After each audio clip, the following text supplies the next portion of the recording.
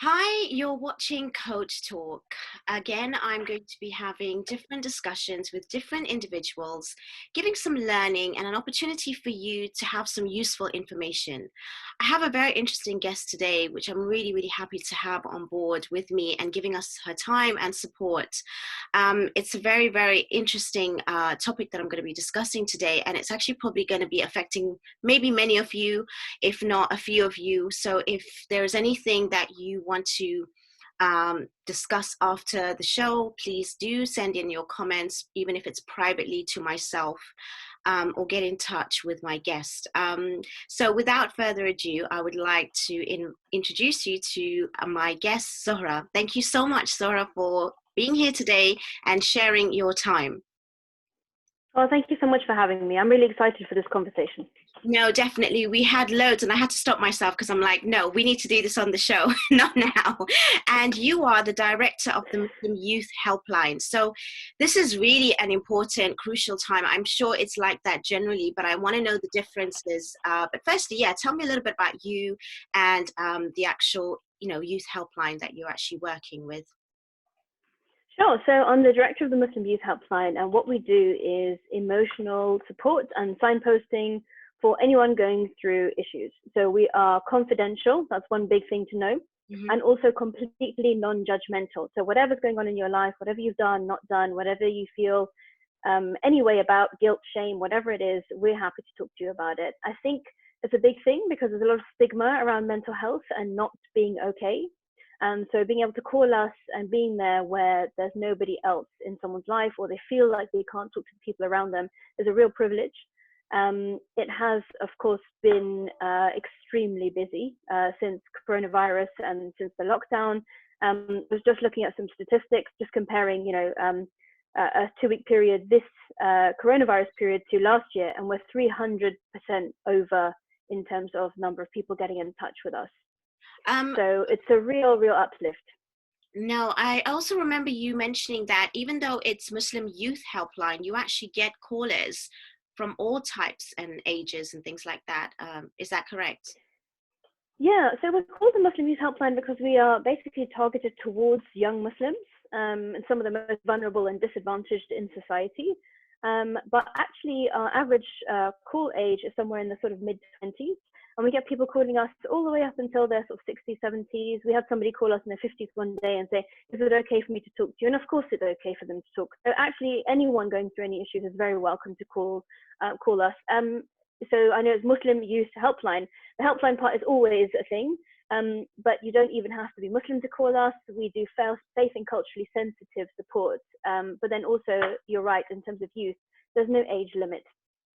Are you a 24-hour helpline, or is it a specific time that you have this operation, working? We run from 4 p.m. to 10 p.m. every single day. It's very interesting actually because we started our helpline. It used to be at 6. Starts at 6 p.m. We start at 4 p.m. because we spoke to a whole load of young people and said, when's the best time for you to call us?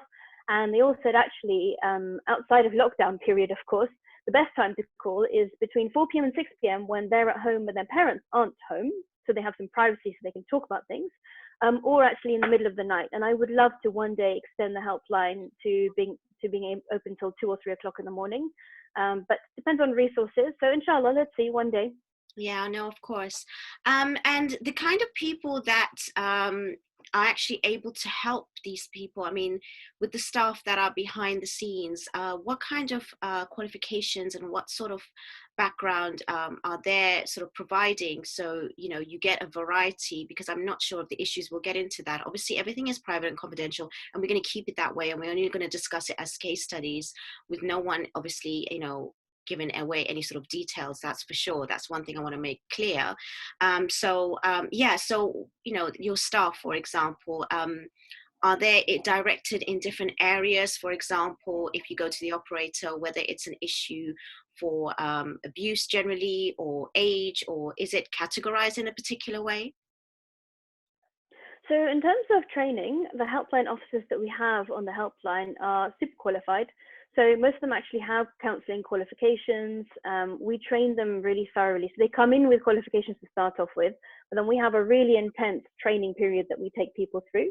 And people would go through this intense training period where we talk about skills to do with counselling. So things like empathy and reflection and paraphrasing and all those sorts of things. And also some really helpline specific skills. So, for example, we've got a module on addiction. It used to be an addiction, like a substance-based thing, so drugs and things like that. But actually, we found that behavior addiction is on the rise. So things like pornography addiction, social media addiction, we get inquiries about too. So we study and then train our helpline officers in those too. Just last month, and then we do update training all the time. So, for example, just last month, we did a session with our helpline officers, which was all around anxiety and really getting very detailed on anxiety. And that's because, of course, we're expecting a rise in calls about anxiety, and we did. So we just wanted to make sure that we had our skills really, really brushed up. So that's that. In terms of the actual issues, though, the way we categorize them and the way that we deal with them is an inquiry will come in. Somebody will talk about what their issue is. And actually, the way that our calls start is quite different. So sometimes someone might call and say, oh, this is an issue that I have, and just kind of get straight into it. Right. Sometimes when there's something more emotional, it might be that somebody is crying, and that means you need to let them let it out and wait for that to kind of just be there while they're doing that and letting it out. And sometimes it takes some time. Sometimes people will call and say, oh, actually, I just wanted to know about your opening hours. And then you'll get into a conversation and actually they do want to talk about something. So the way it comes in is very varied, and that's just on the phone. We also get web chat and email, which of course is also varied. And then our helpline officer will take that inquiry. If they feel like there's someone they should refer to, that's where we do signposting. So it could be that they suggest, oh, I think you might benefit from a professional counsellor once a week or something like that, and would then refer them to a counselling service. Or, for example, someone calls with an eating disorder. You might say, actually, there's a really fantastic eating disorders helpline, and while you can absolutely use us, MYH, you might also want to call the eating disorders helpline because they're very good. All that sort of thing. So we try and get them specialist care as they need it as well. Okay, that's really interesting what you've just highlighted. I mean, of course, I'm asking about the credibility because I want, the viewers to know that this is something that they can turn to, knowing that it's professional help, because a lot of, advice is given out there. A lot of people just do some quick courses online and, try and do things, which is fine to a certain extent. But obviously, when you're dealing with some detrimental issues, you need to go to people that have that real substance, which that's what you've just highlighted. And I think that's what's really important to advise people that when they're coming to you, they are going to get the actual, qualified professional help that they seek. When you said that you refer some of these people on, that means when they come to you, it's the first, port of contact. And so they're just talking to you once. I'm just trying to get my head around it. And if they need further help, would they be able to speak to the same advisor? Is it continuous counseling, or is it just a one-off call that they would call to see how they can redirect themselves? I just want to understand that. That's a really interesting question because we get both. So some people will call and they just need to let it out. They have something on their mind. They want to figure it out. We help them find a space inside themselves to figure out what their answer is and think, oh, actually, they might be empowered to say, oh, actually, I think I know what I want to do and I'll go and do it. Sometimes we'll never hear from them again. So they might say, oh, I'm going to go and talk to my wife and this is what I think I'm going to do. And we'll never know whether they actually did talk to their wife or what happened with that. Sometimes they will call back. So they'll call and then they'll call maybe the next week or the next day or the next month even, and just say, oh, I called before about this and I want to continue the conversation. So what we do is we keep anonymized notes on our systems.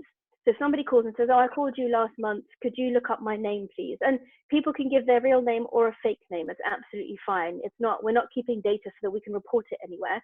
We're just keeping data so that if you call and say, my name is Ben, and then a month later you call back and say, actually, I'm Ben and I want you to go and read. So whoever answers the phone can then go read those really short notes and say, oh, okay, Ben was calling about this issue he was having with his sibling, and then continue that conversation. We don't encourage people to call the same operator each time, and that's because we don't want to build dependency. So say, for example, if you are a client who really, really wants to talk to one person all the time, and then that person leaves MYH, or moved country, or just isn't there anymore, is off sick or something. We wouldn't want a client to then call us and then be in mental distress because they can't speak to that person. So all of our I am absolutely confident in all of our helpline officers. Actually, I would trust them. Clearly, I would trust them very much. And I know that it doesn't matter which one you speak to, you'll get a quality service. That's the important thing. No, that's very good information, and I think it's also vital because of people thinking that they're going to come to like proper counseling. This is not necessarily that, like you said, because especially like me being a coach as well. My clients come to me because it is also me. So you have that support, but not in that particular way where it's the same person continuously, but you can still give a variety or the same sort of like assistance. It doesn't matter who they're actually speaking to. So that's really clear, actually. So again, now coming back to the issues, what about, before I come to that actually, what about if someone just says like, do you have like some sort of cut-off point when they have a help sort of issue? Because some people might say, well, I'm just having maybe relationship problems and I just don't get along with my spouse or my sibling. Could it be anything, or does it have to be in a certain category? I mean, is the helpline got some sort of boundary? No, we will talk about absolutely anything. No issue is a trivial issue to us. We don't judge that.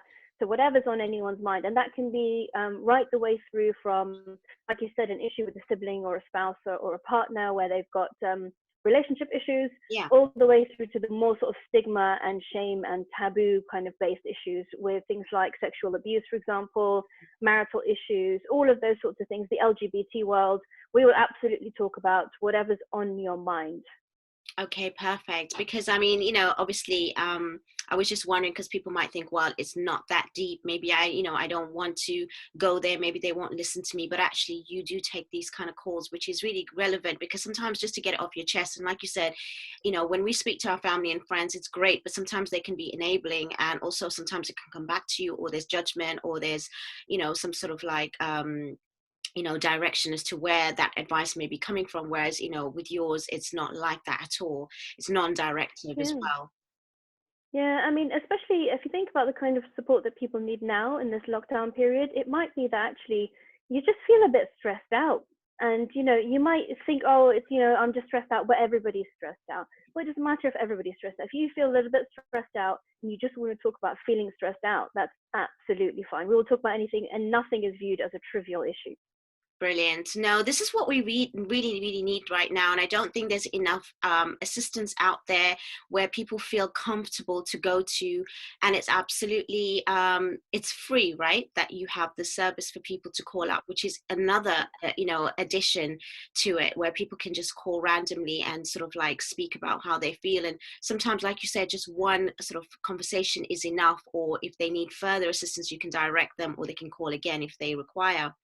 Okay, so now coming back to something that we cannot actually avoid, which is this current situation, and obviously the comparison with some of the issues. It may be the same, it may be accelerated. I'm not sure what you're going to say, but I just want to know, like, not just the statistics, but also the kind of issues that are actually being raised in this particular lockdown, and how are you responding to it all? It's really interesting. I should also just mention quickly that if you call NYH, it's free, but it also won't show up on your phone bill, so you don't need to worry about that either. So in terms of issues, so the calls that we used to get, the inquiries we used to get beforehand so the top issues were always mental health related was number one. So things like anxiety, OCD, self-harm, depression, all of those sorts of things, mental health, bread and butter. And number two was always relationships, whether that's partner relationships or sibling relationships or with parents. Relationships as a category, I guess, was always the second one. What we found during coronavirus is two things. One is we have new issues because of coronavirus and because of the lockdown. So, for example, people who have never had an issue with anxiety before now currently feeling it because they've been trapped at home, or they feel they are trapped at home. So that's a new issue that's popped up because of the situation that's going on. There's a lot of health anxiety out there. People who are kind of worried about their parents, where you might have kind of worried about your parents before, but now you're really worried about your parents and you can't stop thinking about it, or you can't sleep because of it, or those sorts of things. So there's new issues. Then there are issues that were always there, but are just exacerbated and made worse by this whole situation. So a good example of that is domestic violence. So you may have been in an abusive relationship, and at least your partner would leave the house for 6 hours a day. Whereas now you're trapped at home with them the entire time, and you're in a sort of melting pot, and it makes it much, much worse. So that, and then plus, for example, if you already have an anxiety disorder, then actually it's really, really hard to deal with an anxiety disorder when you are at home and you don't really have much of a choice to leave, and you can't really get the therapy that you usually have. Things like isolation and loneliness. So if you have depression, for example, it might be that your one trip to your local leisure center every day was the one thing you were finally able to do after months. But actually now you can't even do that because you can't go to the leisure center, it's not open, and it's not safe. So people have lost their support systems. I think a good example of something that combines both a new and an old issue is grief and bereavement. A lot of us know people who've lost someone, and it's really hard if you think about it. For the person who is grieving in the first place, it may be that your loved one passed away and you're in quarantine, so you can't hug your mum, for example. This week, our helpline officer lost her father, which is really sad, because you know, and same thing, she was quarantined from her mum, and of course it's really, really hard for the person going through it. You might not be able to go to the funeral. That's really, really hard. And then for the community who's grieving that person also, it's really hard, because what can you do? You can't go over, you can't go send them food, you can't grieve in the usual ways that you would grieve. So we've had a lot of people calling saying, well, you know, what if the person who's died, you know, do they just get forgotten? Because the next time we'll be able to have a family gathering or a friends gathering will be in months.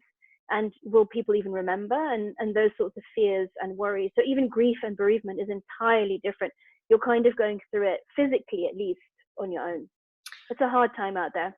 Oh, absolutely. And I'm really sorry as well for one of your staff members who have lost their mum. My condolences. There are lots of people, like you said, that at least one of us know of, someone having the infection or having some sort of like illness or some attachment. So yes, we are all kind of like affected in this way. And this is really the reality of the situation now. And you're dealing with it kind of like also on a frontline basis, but on a psychological level, which people do forget that, that kind of support is actually so useful. And even you might even be having some of these frontline key workers even probably coming onto your helpline just to sort of like speak by the end of the day. So that could be something. Is there, I don't know if you're allowed to say this or not, but I'm going to ask, is there a situation where if there's a red flag that you would go out of your controls and maybe alarm the police, or what is your sort of protocol on something like that? If, for example, you mentioned domestic abuse and somebody is really injured, or there is sort of severe bullying or self-harm where it's detrimental. So, is that something you could answer? Yeah, our safeguarding policy is really, really strong, I think. And what we do is we go through a bit of a risk assessment. So there are two situations in which we would breach confidentiality, and we don't do it in a kind of secretive way. We will say to the client, you've mentioned X, Y, Z, and this means we need to do X, Y, Z. And those things, those decisions are made usually by 2 or 3 people. So it would be the helpline officer who's on the call, it'd be another person, and then usually myself, or our safeguarding trustee. So what we do is we look at 2 things. One is if there's a minor, so we consider that somebody who's under 18, who's going through some sort of danger, then we will report it. So say, for example, if we had a case of, say, a 13-year-old who is being sexually abused, and in that moment is in danger, when we say to them, look, this is what we need to do, and here's our safeguarding. And it just depends on the situation. It can be quite a complicated decision sometimes. But the clear thing is, if there's a minor who is at risk, absolutely we will do something if we can. And sometimes it might be that we report what we can, but nothing sort of comes of it. And the other thing is if there is danger to somebody else. So if someone said, for example, I'm going to go and punch someone at my local whatever because I hate them, that's another thing that we would look at. The classic example we used to give is, someone's planting a bomb somewhere, but I think that's a bit dramatic. That's really never happened. It's a weird example to give, but absolutely, if other lives are in danger, we would absolutely report. what about suicide? Do you not have, what about them even speaking about them attempting their own life and, in the brink of that, but maybe you want to call someone beforehand? Is that something that is also, that you deal with? Yeah, Would be absolutely. Yeah, we class that as the first category of harm to yourself. So if there's harm to yourself or somebody else, we will look at reporting it. It's very interesting, actually. There used to be another helpline who would basically listen to you die. So if you wanted to die by suicide, they'd say, actually, just so that you're not alone, if you call them, they will be there for you. The thing that happened, though, they had that policy for years. The thing that happened, though, is it traumatized the people who were taking the calls so much that they actually thought, you need to think about safeguarding clients, but you also need to think about safeguarding your team. And so they've actually changed their policy. And I think, so as far as I know, there is no helpline now in the country who would do that, as far as I know. But we do, in terms of suicide, we look at, again, it's a risk-based thing. So it's very different, for example, saying, I wish I wasn't here, than it is to saying, well, I have some pills in my hand and this is what I'm going to do. So it's a very, very different kind of place, and the conversations would be very, very different. But again, if someone said that they had done something, for example, we would absolutely talk to them and say, look, this is something we need to report, and hopefully they would give you the details that would help you to help them. So when you say report, is it most likely, obviously it depends on the case, like something like that, would it be police? And obviously with child abuse, would it be social services to begin with? Do you have like close connections with these sort of like other sort of operations where, they would see to your call and probably take you more serious? Because there have been cases in the past, I was watching Netflix a bit more than I usually do, the cases where things are like sort of overlooked, but maybe if it's coming from yourself, it is more likely to be taken. Is that something, or is it all dealt with in the same way? Yeah, it would be the police. And to start off with, what we do is we report it on the non-emergency kind of line. And it's usually online, and they usually call us back within sort of 20 minutes. And then what happens in terms of process is there's usually somebody who's in charge of safeguarding. So our local police, and the thing is, we're a national helpline. So although our local police is the place that starts off with, and because we've spoken to them a few times and we have a good relationship with them, we know that we can call them and speak to the right person who will have safeguarding advice and who will also know what to do and whether there is anything they can do. So because we don't track our calls, we don't record our calls, we don't track people's, if you hide your number, we have no idea who's calling anyway. And so there's not that much sometimes that we have to go on. But I would just to emphasize that relationship we have with the local safeguarding team at the police is very, very different to the sort of prevent style stuff. And that stuff, where it comes to anti-terrorism police and that sort of thing, we absolutely do not deal with. So we've had prevent ask us if, they said, we'd like to fund you, and we have a policy that says we absolutely don't. We don't. Not only that, I mean, I think we're really quite extreme about how much we don't work with prevent. So even if I'm speaking at a conference or something like that, if I know that prevent have funded it, I will not speak at that conference, or I will not go to that conference. So we're really strong on those two different versions of, I guess, the police force. One is the anti-terrorism stuff we absolutely don't deal with, but the safeguarding stuff we absolutely do. We've got some good relationships in the local police force for that. Okay, that's really interesting stuff. Okay, so now you personally, or you professionally as well, dealing with all of this and seeing over, I'm sure, years that you have been dealing with this, like, what is your conclusion, or what are your thoughts on, how our society has changed, where maybe certain things need to be put in place, or certain things are lacking, whether it's in, relationship and premarital courses, talks, within families. When you see all of this on a daily basis, doesn't that make you, to a certain extent, I know it does for me, that's why I do all these talks and raising all these shows and issues, because I want to obviously highlight in a bigger platform. I know, it may not be in your case where, that's possible, but I mean, doesn't that make you think that certain things need to have change with policy, with government, and also with our communities, or just people in general in society?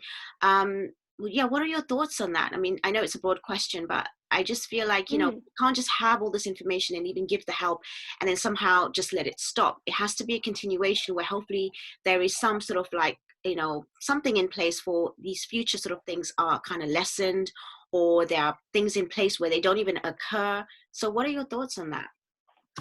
Yeah, it's really interesting interesting you asked that, actually. So about 2 years ago, what we started doing is we started thinking of Muslim Youth Helpline. I'm going to call it MYH. We started thinking of MYH as a very beneficiary-centric kind of model. So what we were saying is, you have a young person who's in the middle of this world with all the kind of their own pressures, their own internal pressures, and then their family and community pressures, and then the government pressures in the country, and the, you know, kind of goes on from there. But at its core, this one person who's going through something, what can we do to make their lives better? So one thing you have is, okay, so one sort of spoke you might have is they might call the helpline. That's great. Hopefully they'll get some good support there and then go on from there. That's fine. They might call another helpline. And that's interesting, because what can MYH do to make that helpline understand them better?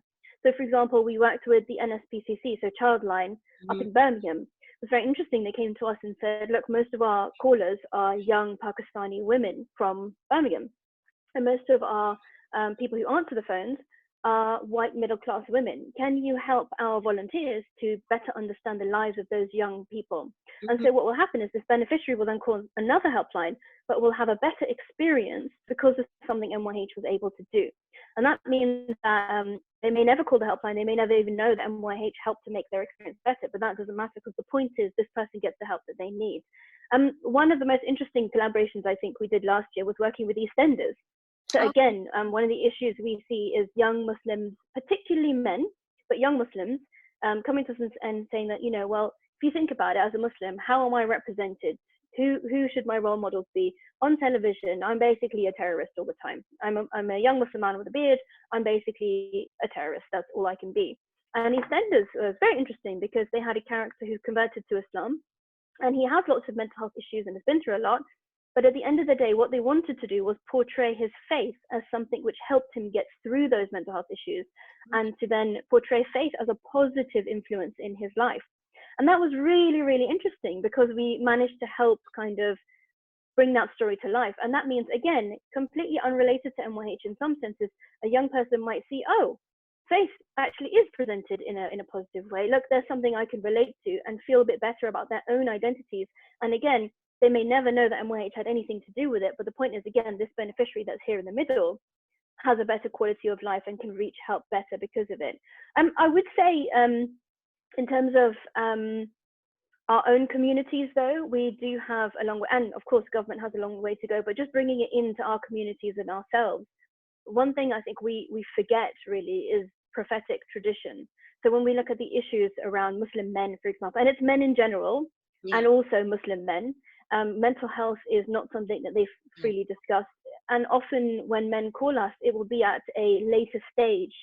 So where and I'm generalizing, but in general, where a woman may have called us earlier, a man will call us later and is already in severe mental distress when they call us, where they could have called earlier, but it's just not culturally appropriate for them, or they feel like they need to break before reaching out for help. And when you think about prophetic tradition, you think about the Prophet used to openly cry.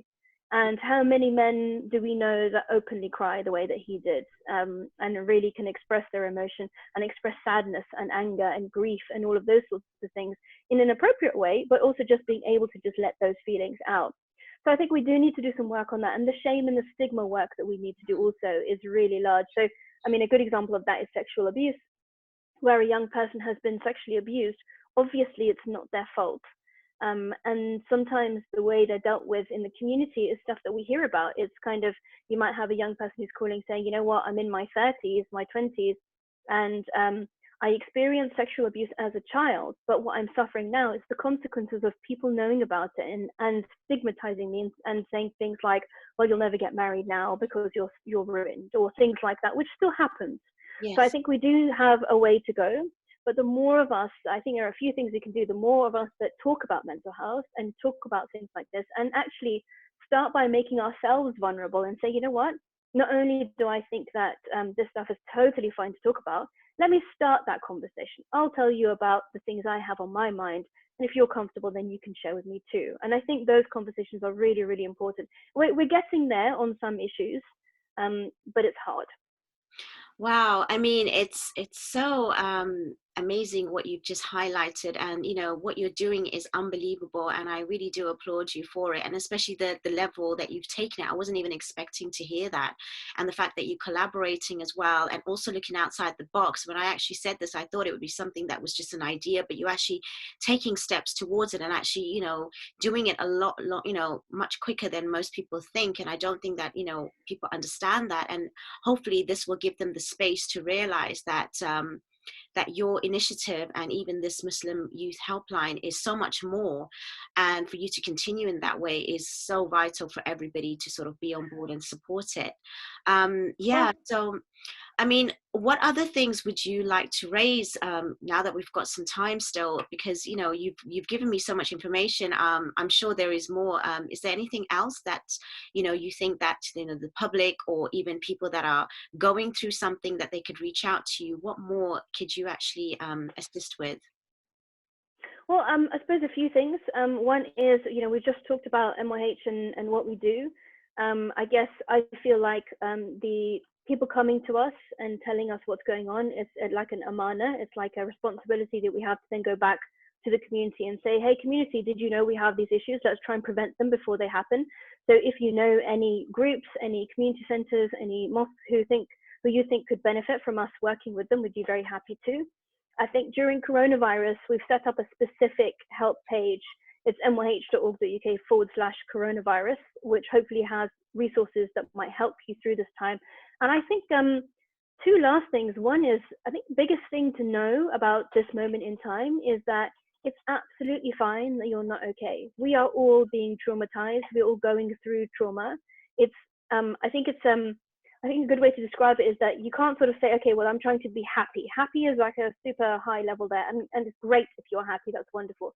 But considering the trauma that we're going through, really, just being okay is a good start. And I think we also need to acknowledge that actually probably nobody is okay. Mm-hmm. We don't have to try and pretend to be happier than we are. It's okay to say, actually, you know what, this is just hard. None of us are okay. We can acknowledge that openly without pretending. That's okay. And the other thing to remember is that you are not alone, whether you're trapped at home with a domestic abuse situation, or your anxiety is through the roof and you're not sure how you're going to calm down from a panic attack. If you're worried about your family that are in the NHS or friends that are in the NHS, any of those sorts of things, there are places you can go to for help. You are not alone. So there's MYH, you can call us or email us or web chat with us. There are also lots of other organizations and lots of other people who will be able to help, which we're happy to signpost you to. And I think the last thing is just that we'd really appreciate your support. We are busier than ever, and any small way you're able to help, whether it's with your time or with a donation, we'd really, really appreciate it. Thank you. No, I will have all your details in the description box. So I will definitely get that off you so I could add that to for anyone that's requiring that. Also, lastly, I just also wanted to say myself that this is something that, yes, it's called Muslim Youth Helpline, but actually we're coming together just, as humans for everyone.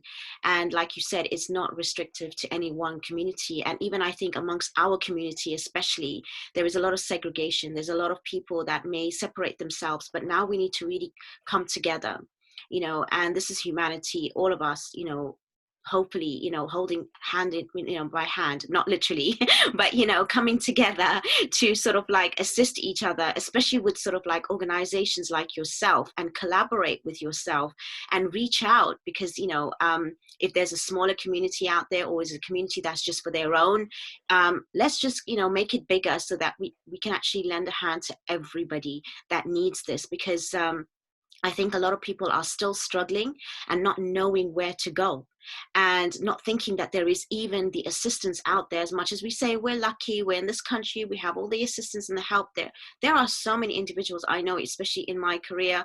I realized that, they could have reached out, but they didn't even know anyone like myself existed, or people are out there to help you without judgment, not being biased, willing to put themselves out there to really give you the support and believe in you. Like, my job and your job is, it's a lot. It takes a real personality to actually do this. It's not for any financial gain in the long term. It's really, really support for the individual. It's really belief in that individual. And we go the whole way with them, especially me, with my journey, with my clients' journey. I'm with them to support them through their entire, transformation. So yes, I will have all your details, and I will definitely be sending this video out, and hopefully, more and more people will be aware. And it's not just during lockdown. We have sort of phases and stages in our lives where, we're always going to need some sort of support, which is genuine. And you definitely have highlighted that. And I thank you so much for everything that you're doing, your entire team as well. And especially in this time when I know you're going through stuff yourself and your team are going through stuff, yet you're still out there helping other people, which I think is so admirable. And I think, I applaud you for that personally myself. And again, I want to say to the viewers as well, thank you so much for watching. Thank you so much, Zohra, for your time. It's been an absolute pleasure. It's just like heartwarming knowing that people like yourself exist, and your team as well. And we hope to hopefully have more conversations in the future. I hope you and your team stay safe and well. I hope you, the viewers, are really well and staying healthy, and hopefully we will see you in the next episode. Take care and goodbye.